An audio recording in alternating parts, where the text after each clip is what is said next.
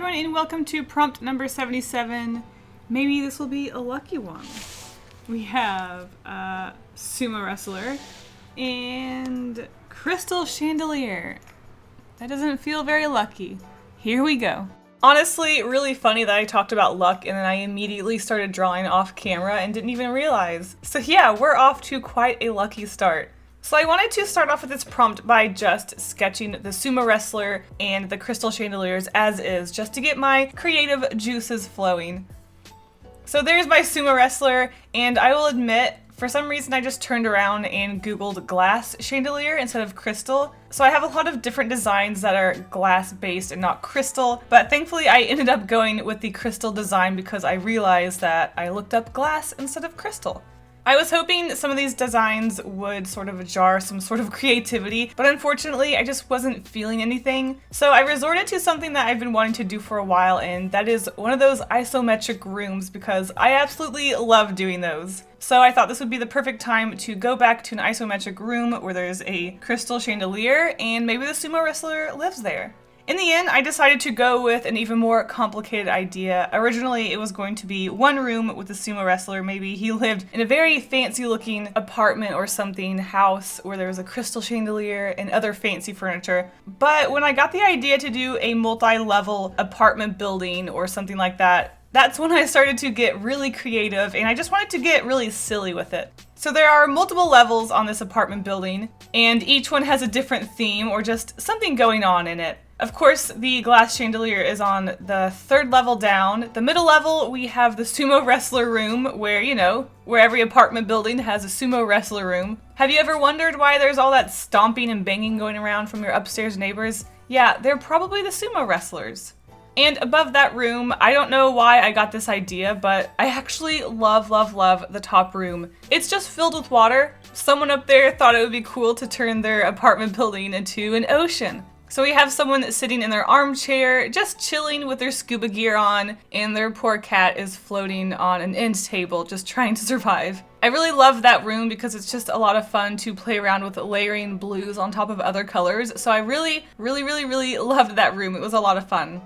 Overall, I absolutely loved this prompt. Even though it's not the most creative idea, I just love cramming a bunch of details into small drawings, as you guys know from my ant illustrations. I'm beginning to think that cramming a bunch of small little details into a small room or illustration is just becoming my thing. I love my ant illustrations, and the more that I do illustrations like this where I just have a bunch of little details, it just makes me want to do more like that, where there's just a bunch of sumo wrestlers in the room or a bunch of horses having a party. I guess I haven't talked about that yet, have I? The crystal chandelier room was originally just going to be some sort of fancy party, but being me, I couldn't just have it as a regular party with people. I thought that would be kind of boring. I wanted to make it something kind of silly and just something kind of weird. I love drawing horses because they're just so much fun to stylize and just make really stupid and exaggerate. And lately I've been going through a style crisis or style identity crisis, I'm not sure what to call it. But I just feel like my style is going in a direction that I don't like. I love my art from 3 or 4 years ago. I loved how simple it was, how angular it is. And although my art style is still pretty angular and shapely now, I feel like it's kind of getting away from where I want it to be. When I looked at my horse reference from a few years ago, it was so much better looking than it is now, and it made me sad that I can't draw the way that I used to. So I really want to start focusing on my style a lot more and just really focusing on the shapes and how I stylize things. So I've been doing that a lot in my sketchbooks. And wow, I'm going off topic, but that's okay. I was talking about drawing horses. Let's talk about the flooded room. Like I said, I loved layering the watercolor on this one because it just looks really cool when you do the blue, and especially in the isometric rooms, it's really easy to make things look 3D if you just make one side darker than the other. It just looks so good and I love it. Especially making the cat orange, I thought it would be good to make the color pop because it complements the blue. And the little fish swimming around were another fun detail. Speaking of fish swimming around, I had the water leaking from the top floor down to the sumo wrestler side, and I thought it would be fun to put some fish in one of the puddles. I don't know how it got through. That must be a really big hole that it's leaking through. But I love the little sumo wrestlers sitting there like, what? There's water dripping down. What the heck's going on?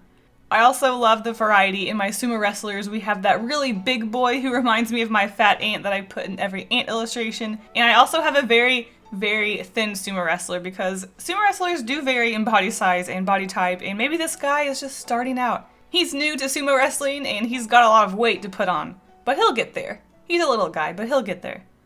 Overall, I just loved drawing these sumo wrestlers. They're just so gosh darn cute and I love them. How round they are and their cute little faces. This just reminds me of when I saw sumo wrestling when I was in Japan a few years ago, and by few I mean 6 or 7 years ago. Sumo wrestling is very interesting to watch. I thought it would be kind of boring, but no, it was pretty interesting. So I was hoping to make that room look like it's a sumo wrestling sort of match or training area, so I hope I succeeded. I definitely enjoyed drawing those sumo wrestlers more than I thought I was going to when I saw the prompt originally. So like I said, with the bottom level, we have a horse party because I thought it would be silly. These horses are having an albino party because the pictures on the wall show their parents, the brown and black horses, and there's a brown horse who's also walking around with drinks. But all of the ponies here are albino, so they're having a annual horse albino party. You know, those fancy albino parties that you always hear about? Yeah, that's super a thing that happens. Really, I just wanted the horses to pop off of the page, and with those really dark red tiles and the brown table, I just wanted to make sure that the brown of a horse didn't blend in too much. As you can see with the one that is serving the drinks, it already sort of blends in, and the white ones definitely pop a lot more. I just love all of the little drinks and the snacks. Like, how are those horses even going to carry those drinks? I don't even know. But it's cute and it's adorable, and I like my little albino horse party. Just like the other rooms, this just makes me want to cram pack a bunch of horses into an illustration, just like my ant illustrations. But as much as I want to, I should probably resist, because how many little drawings with a bunch of little details and horses and ants can you really make before it gets too boring? The answer is actually none. I'm going to make ant illustrations until the day I die. And then I'll start making horse illustrations when the ants become lame. JK, the ants will never be replaced. And then you can see a very small peak at the bottom floor, and it's just a very normal, regular looking house with a very, very long couch. I thought with all the silliness going on, it would be funny to have the very bottom floor looking very normal, even though you just get the slightest little peek into its life. You can see that it's very normal looking compared to the rest. And that is that for this prompt. I absolutely loved doing another illustration with lots of little details in it. It just makes me want to do more of these rooms and houses. I just love them so dang much. Thanks for watching, and I will see you at the end card.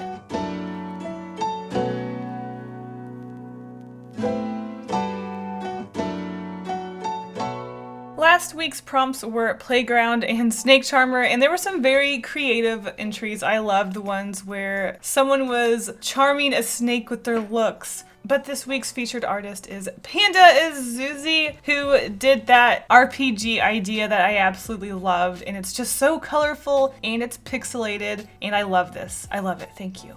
And Seth Alex, who did a a snake made out of playground equipment. So that was really creative, and I absolutely love that idea. So props to you for the creativity.